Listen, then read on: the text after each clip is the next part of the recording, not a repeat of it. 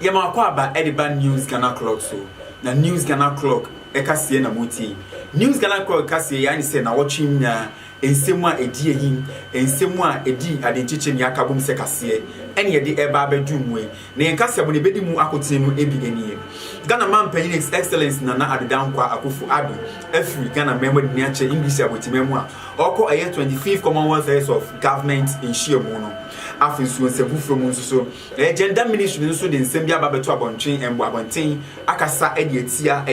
ababaawa awotwasini moisha ensensem be waka no CNN no omo akasa ede atia na afin so nsebu from nso no criminal investigation department wo Ghana Police Service nso so ede nsem bia babeto abonten se omo ayehwemu no mo nhwemu na da na di se enkane His Excellency John Dramani Mahama abreso woman no mo mrase bia fi afin so no osan so di bread ma wo mo no saa nkofo no mo je akatua emohomo weni ensem bebre eni aka bom se kase eni de eba abedum na me abedi kase wo nchia me diane osei akosi hwe ho sexy kumase ya jemre ni bebre kase mu emfama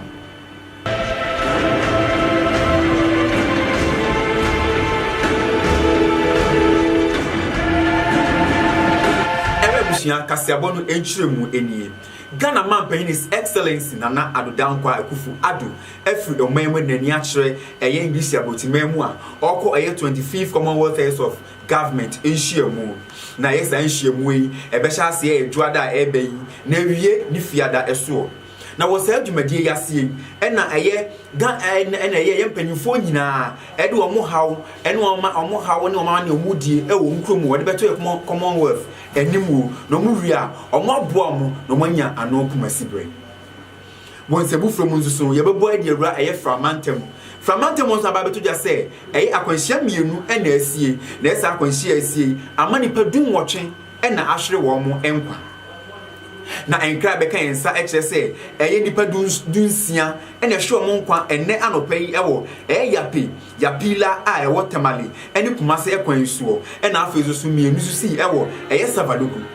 na aprosifo ekire mu a sa akwanhia yi de ma ni sie nyina Yuton Basa ene Kia Bas a edi ehyiamu na ma sa akwanhia yi ebae once a move from so yebebo area Ministry of Gender enso so asoye na ehwo na mbodi nsem ababeto abatwen se ensem a ababaawa moisha a oyesini twani ekoka na CNN no wo mo ebo nyiso kra na mo nso saa ensem no so Gender Ministry ekasa kire se ensem o ka se wo Ghana ha se yi enam se economy no aye dinti no Ghana ha ma ene emema da ansana omanye sika etwa wo ho omkasa kire se omo bosa ansem nya tugu na saa ensem a moisha ko kan ye no wo mo ene moisha enya adwen rejoinder maame Otiko Efisa Jaba on the dash ya no atwon tenten na wo sign ase na wo kasa na wo kyese ensemo a mo nhya kokan no sabi entwa yie enye no kwan so ano no afezu nsemo o sign kokan no so no wo san so edigu Ghana emma omoye adwumaden no enimu ase Wansebu from say boy the criminal investigation department ewo Ghana Police Service so ahye no mo de nsem bi ababetu dwa say omo ayehwehwemu amahwehwemu na dedi say enkane president His Excellency John Dramani Mahama na breso wo mo na mo mrahye bjafia no me mrahye bjafo afiso sanso edi brebi edi ma wo mo no saa enkofo no mo je akatua emoho na Era on the Director of Public Affairs DSP Sheila Kesi Abaye Bookman akasa edi achese san krofo we nyina Ghana CID fo behia wo mo na wo mo aba be nsembisa bi ano edi ama wo mo wonse wosa ensem yimu a wosa ensem yimu na domkuma no efre efre press conference omo ni nsemtwofo ekasaye na omo kasa na omo chese san nsemu ya aba abontin omo ebonwiso na enye nokre na sabimpo se nokre mpo a womo aye krado so mechia se zika ni nyina edi ama oman no se woko eye mrahye bejafi a domkuma na no owura okasa de ma omo e se bansika semu a na afa so enka na His Excellency John Dramani Mahama abreso on na eye deputy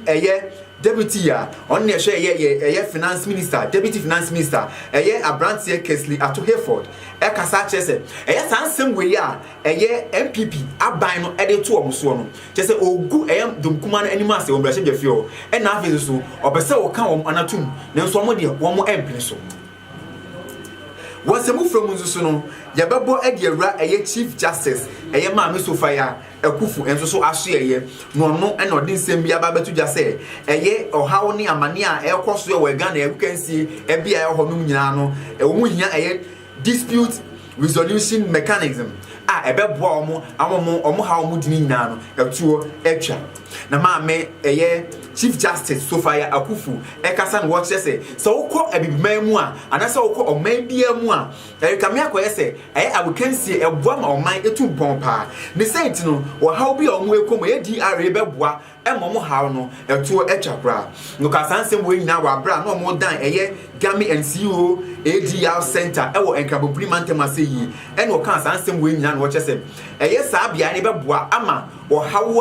a year Ghana, you can see a commono. Etuo echa abusia ye beto aso a nane ne ye bo ediewura eye enigisemu na enigisemu na ye enura anumre eye VGMB ekoso eye Ghana Vodafone Music Awards ekoso na awards ye ekoso die eye kabehwe pa esowani nso ese ka kire eye ababa awo a wo hwe ne nkwa ya eye Ebony owini eye award miensa ye ni producer nso e friend bullet enso ewini baako je kameko ese enura eye abasbode mako en 9 ekoma ababa wa Ebony a wahwe ne nkwa ya yedi kan cry eye artist of the year se Ghana ha se yi anentufo nyina do nim nyom to pa obon ho moden eye 2017 2018 no ekode ma ababa wa Ebony and afezo so osanso eje eye best label record ya to di Bonify na share what di Bonify so was sounds eje and afezo no nyom sponsor esanso eje eye Afro Song of the Year and afezo ni producer ye Bullet en kan praye Bullet Abrantie Suje a songwriter of the year se Ghana ha oba de wotro enom pa no wono enachi ye begina Ebony ensensem su nya de yen kasebo nyina edi aba awiye ne kasebo di mu akotinu ebi eni Ghana man His Excellency Nana Adedan Akufo Addo efrom memwe nani akire eye English abochimemu a okoye 25th Commonwealth Heads of Government enhiamu aviso won from se borade gender ministry so aso ye hona omudi nsem bia babetu abontin say eye nsem a ababa was ni twani moisha ekotansi ene kan ye omone no enya atwe won se from se samborua ye criminal investigation department Ghana police service so enso ni nsem bia babetu dia say omaye nhwemu emu say enkan His Excellency John Dramani Mahama na breso woman no momra shi befi afi so sanso di bread ma wo pa wo di bre no sankofo no moje eye akatua emohomo ye do bi biase so nya so etie ye no nya so ehwe ye sa yensensem we do kunche ensem we edigu krata so edi man bedi wuchi ame eye Abrantie eye Same ono aso na ye production team leader yato di ambulance production ono na bo aye dis ansem we nyina de ba aye sa yensem we nyina so kunche de gu Facebook akọhọ a obenya sansem we nyina so ahwe wakenkan awatie mu so na bi djumadi echiame bidi biom sandi o sei akosi hwe ho sexy kumase yedamase dasenye ye besanso ehia